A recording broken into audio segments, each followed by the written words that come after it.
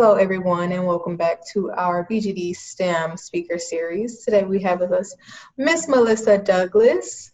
Melissa is a licensed clinical social worker, board certified mental health provider, and Chicago native whose goal is to merge quality mental health care and technology to advance communities through wellness and equitable care. Her background includes almost a decade of diverse field experience as she served in government, nonprofit, education, and psychiatric hospital settings.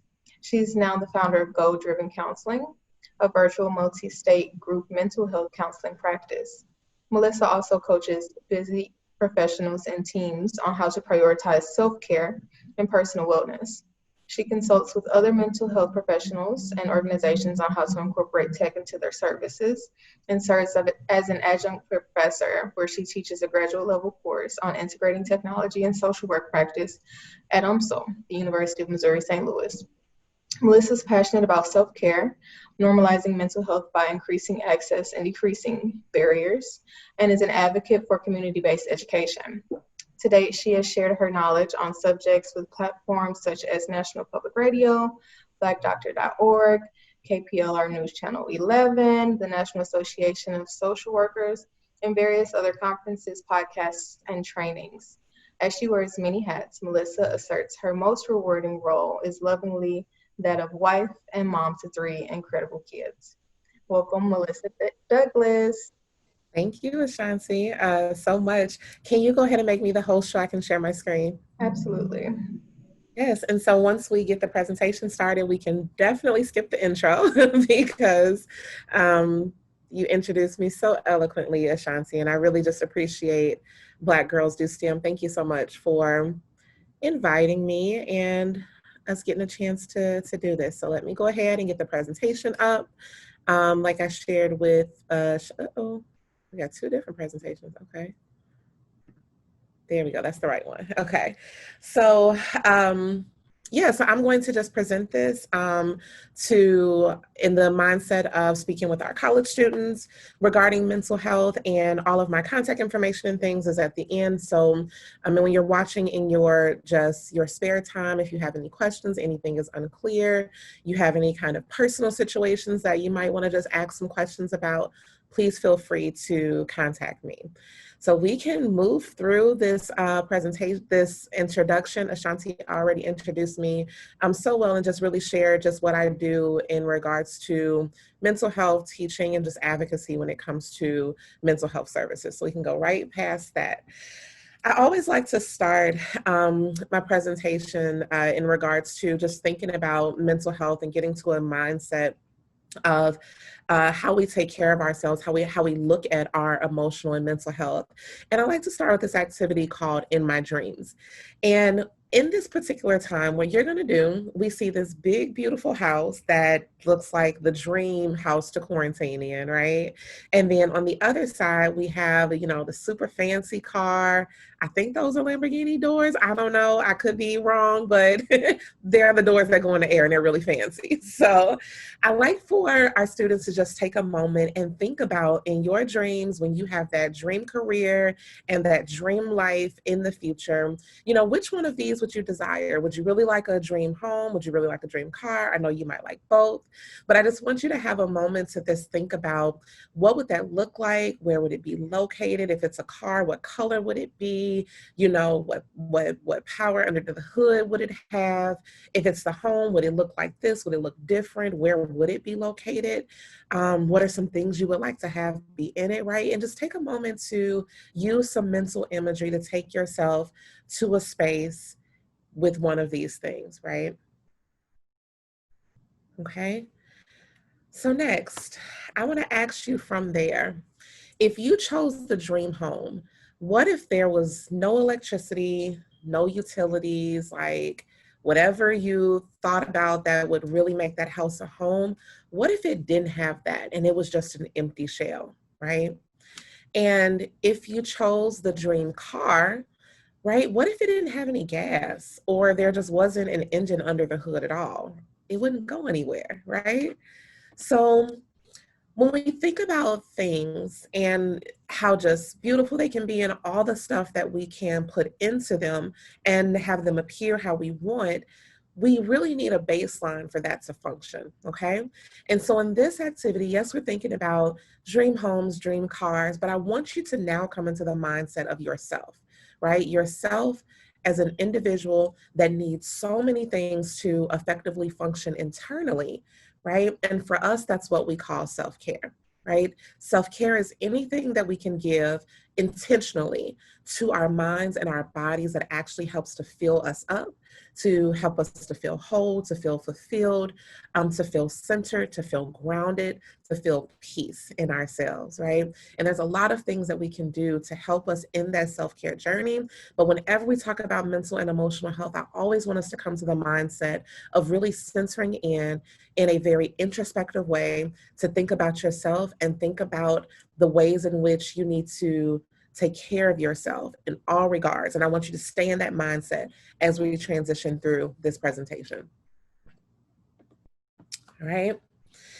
So we know that right now it has been several months that as a nation, as a world, right, we have been experiencing the effects of the COVID-19 coronavirus pandemic. And it has just caused a lot of things. And at any given time, whether you're a student, whether you're a professional, right? Like we are all kind of in this situation together. And there are some key things that we're all experiencing and juggling right now. The first of those things is anxiety and uncertainty. If you're anything like me, at least in the St. Louis area, when we kind of saw the onset, I would say probably early March was for us. If you're anything like me, when things first started to kind of shut down and we started to have to kind of hunker in, I was like, oh my gosh, like this break was needed. This is good. Like, sign me up. I can do this, right? But then after a month, 2 months, 3 months, 4 months, we like, okay, when is this going to end, right? And there's just, when we think about the numbers, when we hear the number of people that have been affected, when we hear about the number of people that have unfortunately lost their lives, when we continue to see our lives in the way in which we knew them, right, which we call what would be normal for us, right? When we see that changing, when we don't see things snapping back, when we see some of our favorite businesses shutting down or pivoting and things, it just creates this constant level of uncertainty in us, right? And one, I want you to know, anxiety is completely normal. But in a time like this, when it's just constant and we can't really find a lot of relief sometimes, it can be emotionally overwhelming, right? And then when I talk about the grief, so we talk about, tangibly the grief that we know in regards to losing someone. And I think a lot of us are just kind of one degree of separation away from either losing someone personally in our lives or being connected to someone who has lost someone during this time, right? So we're not only grieving people, but we're also grieving our lives as we knew it. We're grieving the autonomy that we once had to navigate life in the way that we desire. And if you're anything like me, like I'm grabbing my keys and my wallet and I'm like, oh, I forgot the mask. Got to double back and go get the mask too, right? So we're starting to have a new normal be a part of our life. We're juggling comparison. And I want you guys to think about this as we transition into a new school year that I'm pretty sure a lot of us didn't imagine was going to be this way, whether it's virtual or there's a hybrid situation where there's a little bit of on campus, a little bit at home, right? Or if you're on campus, just all the precautions and things that are being taken into account in regards to mask and social distancing and sanitizing and all those things. So in our minds, our minds have memory, is what we say. And so when we go into a school building, when we go onto campus, when we go into our jobs, our minds remember what it used to be like because we were used to just a pattern, right? And so we're constantly battling this internal comparison of how things were and how we desire them to be, but they're not the reality for us right now, right?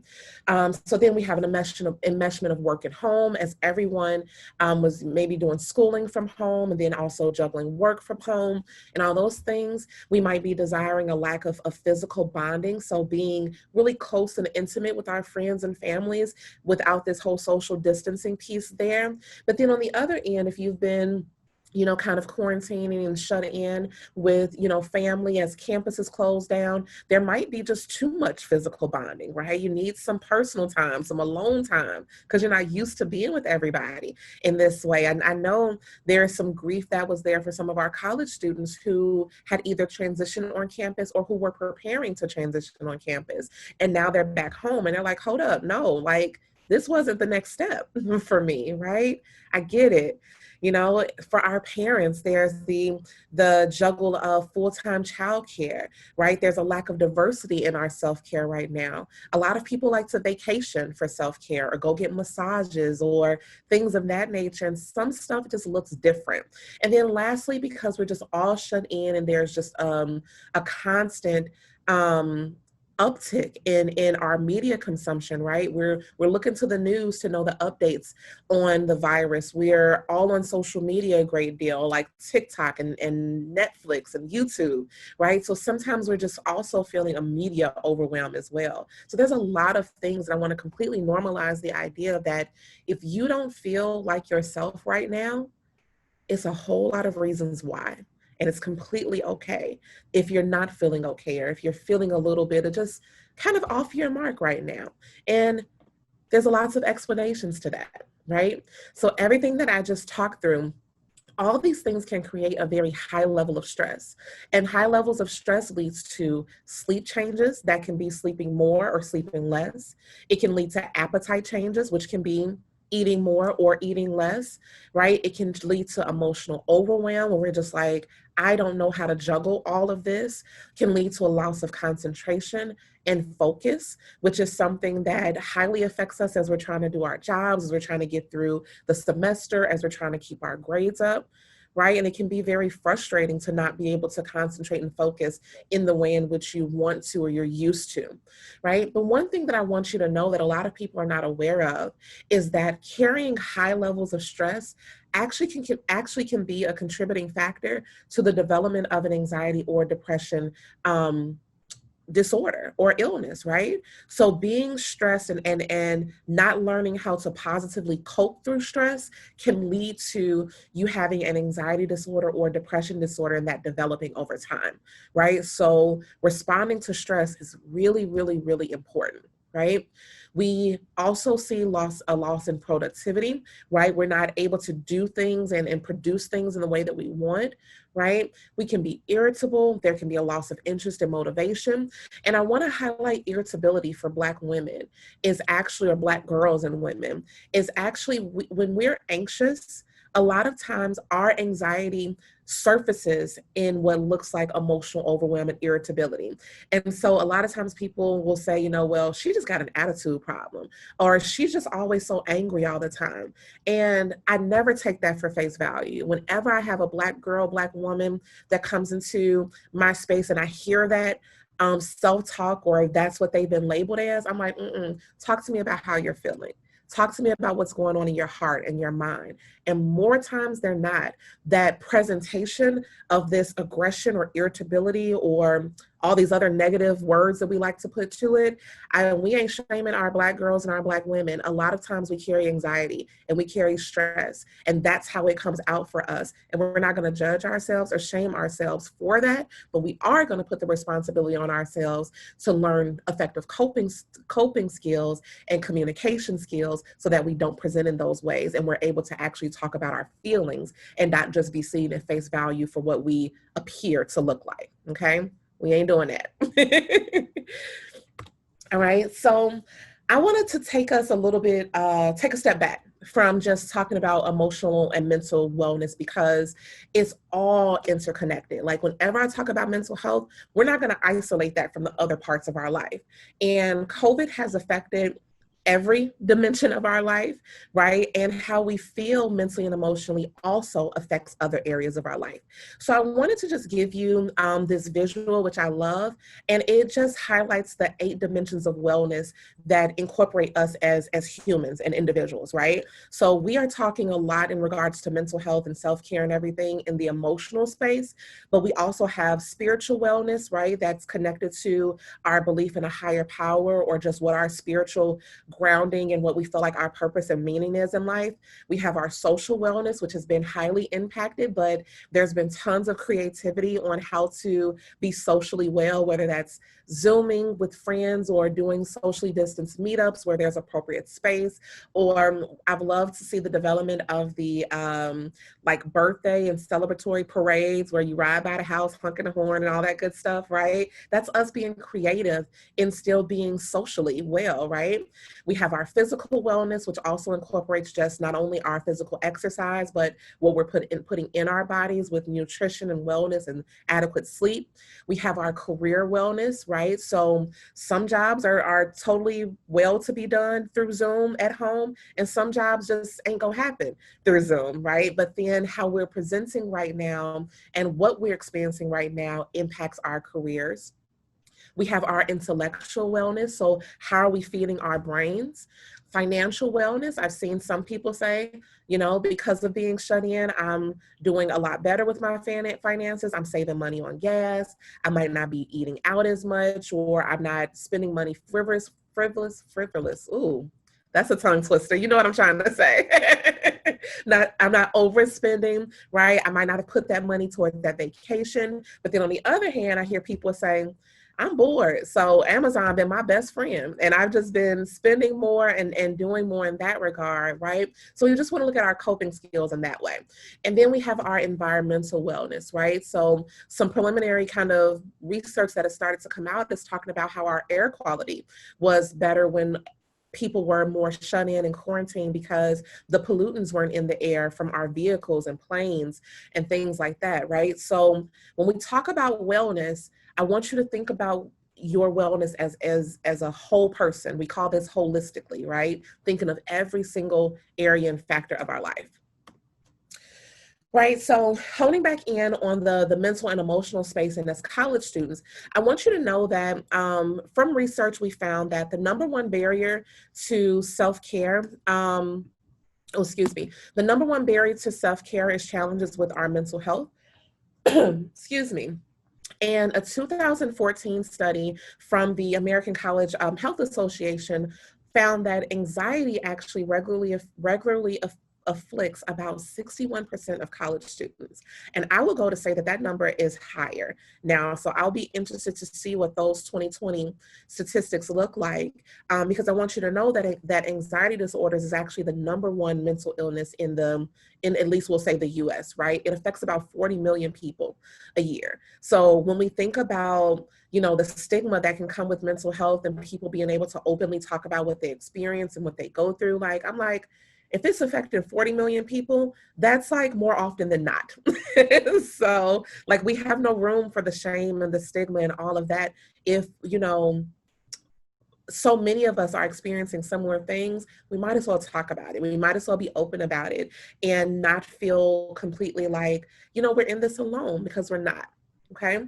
When it comes to students though, we know that the top two tolls on students' academic performance have actually been stress and anxiety over multiple years. So the things that impact you being able to show up in that classroom and show up fully and show up well and perform well has been lack of stress management and also unaddressed anxiety as well.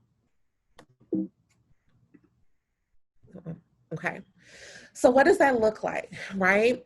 Anxiety disorders can affect our whole body. You know, sometimes we just hear it as like, oh, it's just the increase in heart rate or racing thoughts, you know, or things like that. But it can impact so many different things. There can be vision changes. There can be headaches. There can be sleep disturbance. There can be restlessness within the body, right? So you all have this visual, so you can kind of look and see like, you know, maybe I've been experiencing some things that I didn't even realize or know was anxiety, right? And knowing that you don't have to experience all these things for it to be, for you to experience anxiety, but it can look very different, right? And on the other end, I wanted to put just depression on here as well, because it's actually the number two, the second most common mental health illness that impacts at least our individuals in the US, right? So it affects about 16 million people a year, right? So I found this little meme and it says, you know, when you suffer from depression, most people think it's just you being sad, right? And that's it, right? Sometimes you can't identify what you're feeling. It can be feelings of numbness, right? There can be sadness. There can be a lot of feeling really, really, really down on yourself. That's what we call self-loathing, right? You can also experience anxiety with depression. So another fact is that anxiety and depression so they're the number one and number two most common mental illnesses in the US. And they also are the two mental health disorders that most commonly co-occur, which means that you can have an anxiety disorder and a depression disorder, and they cycle with each other, right?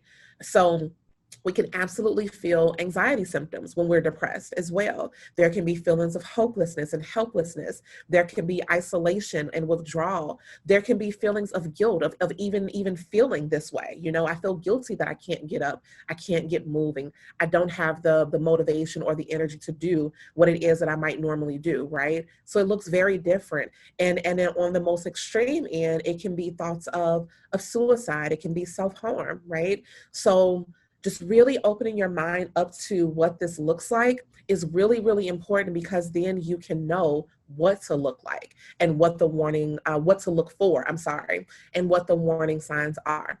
So I just wanted to give you this because these are just kind of the staple things to look for when it comes to early warning signs of mental illnesses. And I want you to know this not only for yourself, but also for the people that you are close with, that you hang with, your friends, your family, because a lot of times individuals who are experiencing the onset of a mental illness or mental disorder, they don't know it, right? They just know that they are feeling different, things are changing and happening, and they can't quite explain it.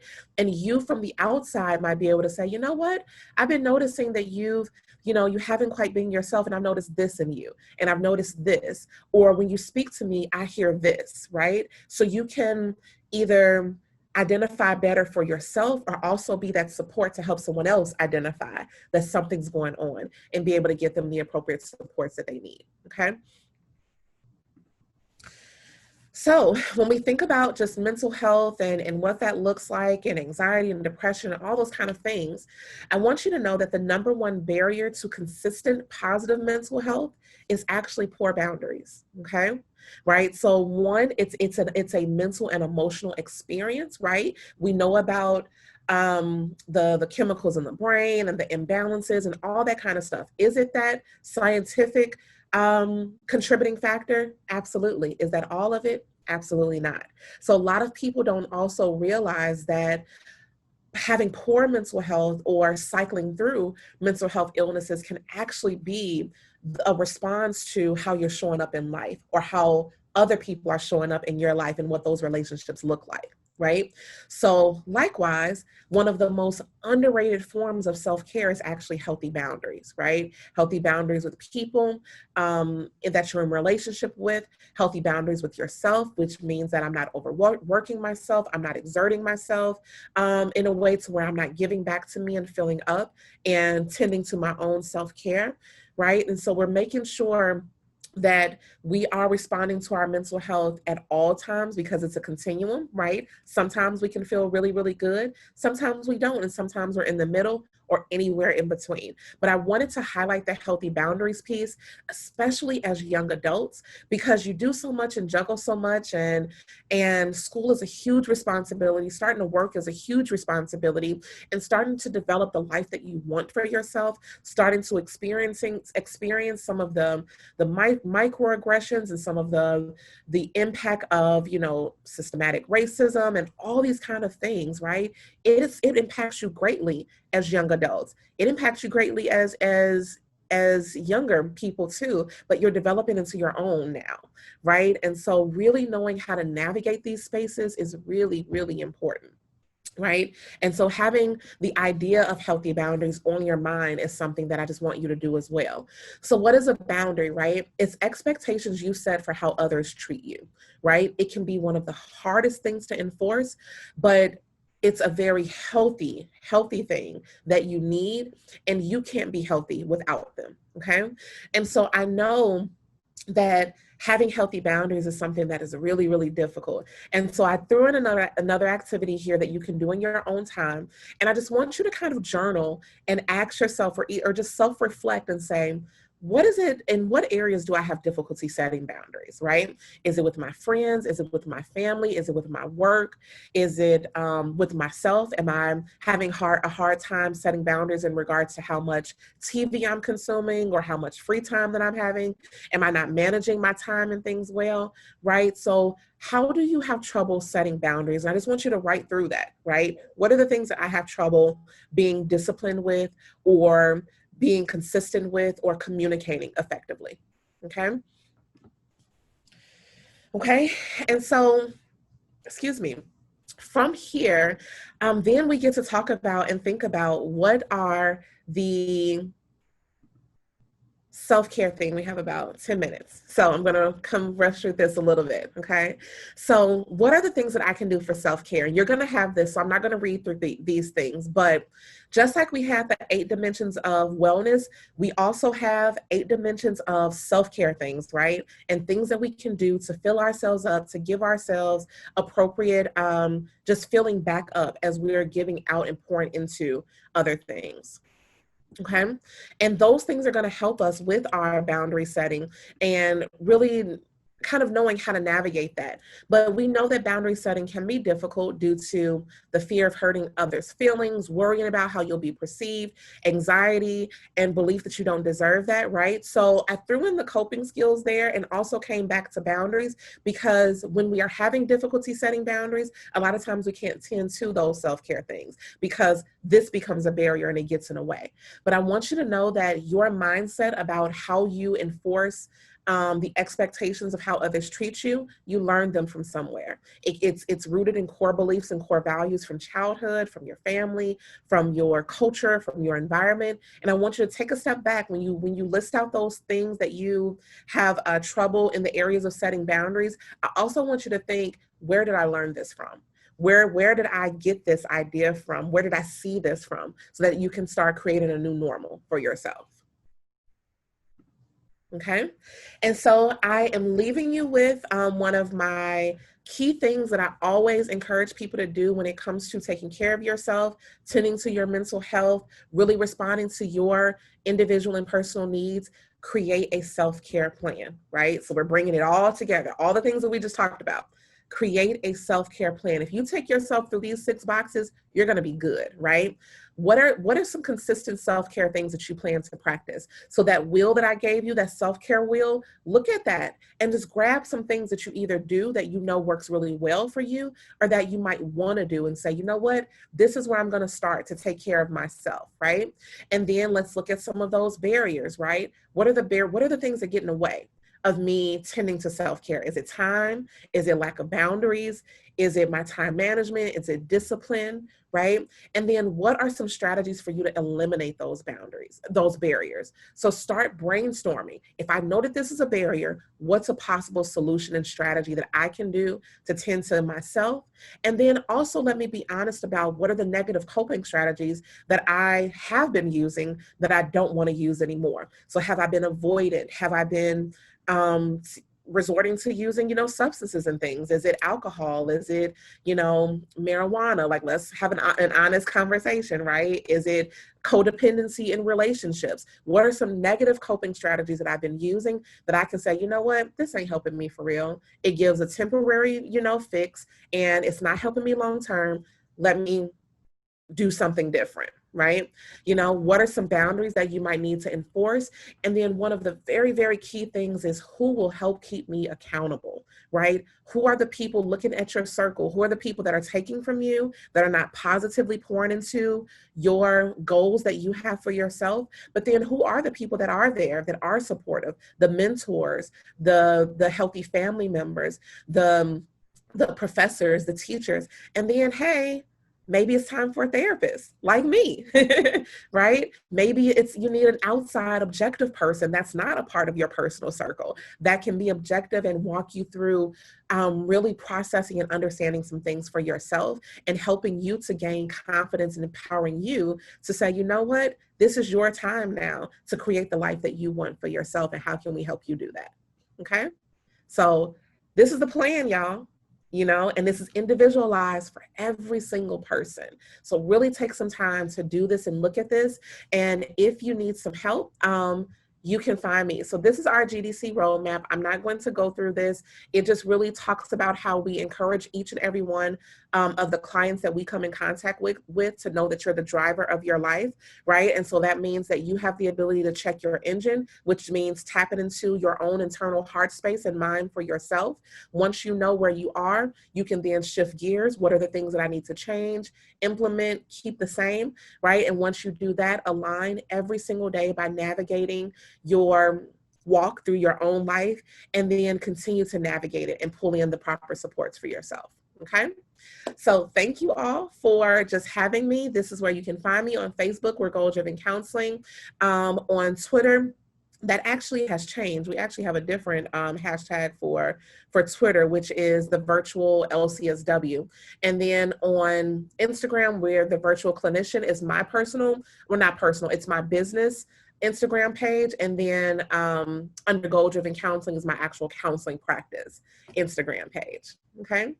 So if you have any questions, you can reach out through the website with like an inquiry, or hop on any of the social media. You can DM, and I will be more than happy to expand on any of this, answer any of your questions, help you with creating a self-care plan that can be really individualized for yourself. Absolutely. And I just wanted to close out with a few, just wrapping up, bringing it all back around.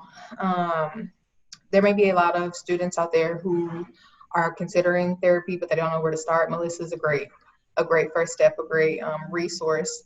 And even if you don't feel comfortable kind of opening it up now, I think reaching out and talking to somebody, anybody, really is the best option that you can have. So I wanted to just kind of give us an overview of everything that we talked about. For one, you want to take some time to self-reflect and make sure you're taking care of yourself holistically according to those 8 topics that Melissa touched on. I think that's super important. Secondly, if you see something, say something. If you see somebody going through something, if you notice that they're off, if you notice that like something hasn't been right, please step up. You may feel like that's not your responsibility, but you may really be saving somebody's life. Just kind of keep your eyes peeled, and you never know, people will look out for you in that same way. Mm-hmm. Third, you want to set healthy boundaries to help you get started on your healthcare journey.